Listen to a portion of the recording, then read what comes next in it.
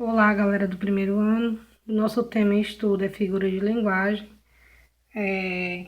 a qual elas causam sentidos e efeitos de sentido em um texto.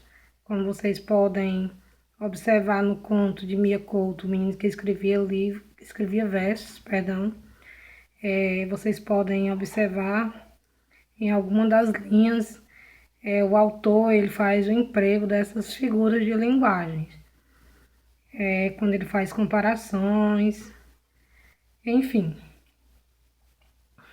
Às vezes, o sentido de uma palavra ou expressão também ela só pode ser compreendida se levarmos em conta não só o enunciado ou a frase em que ocorre, mas todo o contexto em que a palavra ou expressão foi utilizada. Tal é o caso do verbo confeccionar, empregado na linha 25 do texto. O uso dessa palavra produz um efeito no texto. Isso é o que chamamos de efeito de sentido. O verbo confeccionar refere-se à construção ou fabricação de coisas ou objetos. Ao empregá-lo em relação ao menino, o efeito de sentido que se obtém é de coisificação, como se o menino fosse uma coisa ou um objeto. As figuras de linguagem também elas são conhecidas como figuras de estilo ou figuras retóricas.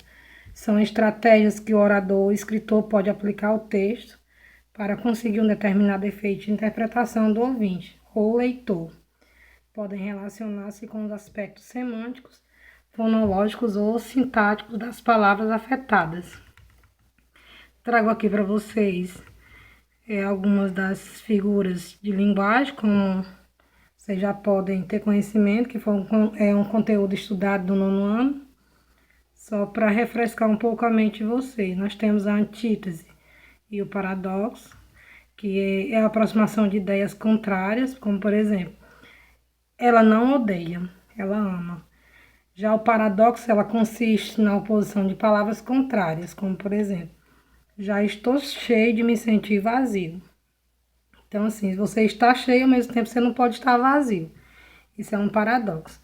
Então, fica evidente a diferença entre duas figuras de linguagem frequentemente confundidas. Como vocês podem ver, na antítese apresenta-se ideias contrárias em oposição.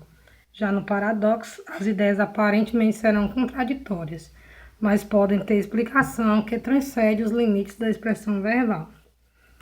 Já na catecrese, é uma figura de linguagem que consiste na utilização de uma palavra ou expressão que não descreve com exatidão o que se quer expressar, mas é adotada por não haver outra palavra apropriada, ou palavra apropriada não ser de uso comum. Exemplo, não deixe de colocar 2 dentes de alho na comida. Sinestesia consiste na fusão de impressões sensoriais diferentes.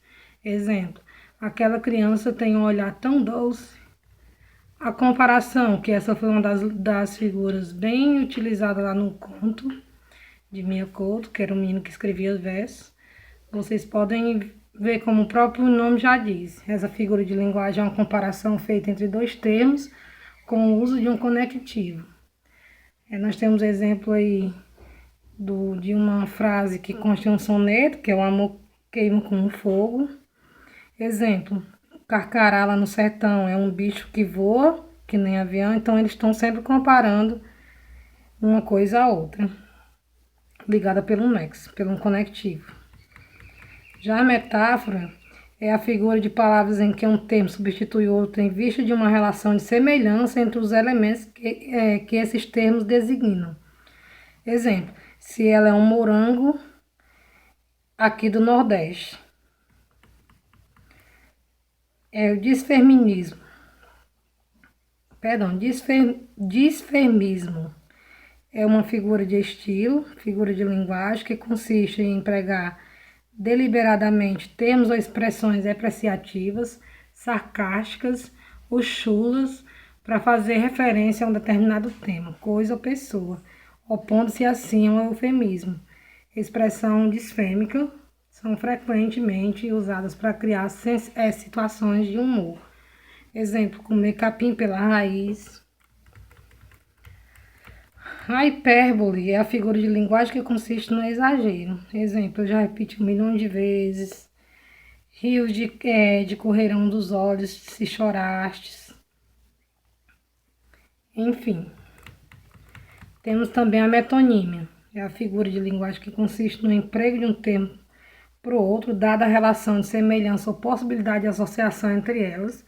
Definição básica: figura retórica que consiste no emprego de uma palavra por outra que a recorda. Exemplo: lemos Machado de Assis por interesse. Ninguém, na verdade, lê o autor, mas as obras deles em geral. Temos também a antomásia, ou perífrase, que consiste no emprego de palavras para indicar o ser através de algumas de suas características ou qualidades. Exemplo: o rei dos animais, que conhecido como leão. Visitamos a cidade de luz. Aí abre parênteses, Paris.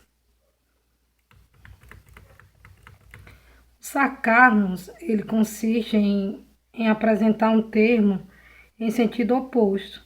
Exemplo: meu irmão é um santinho, quer dizer, malcriado. O eufemismo, ele consiste em suavizar um contexto. Exemplo: você faltou com a verdade, em vez de você dizer que a pessoa mentiu.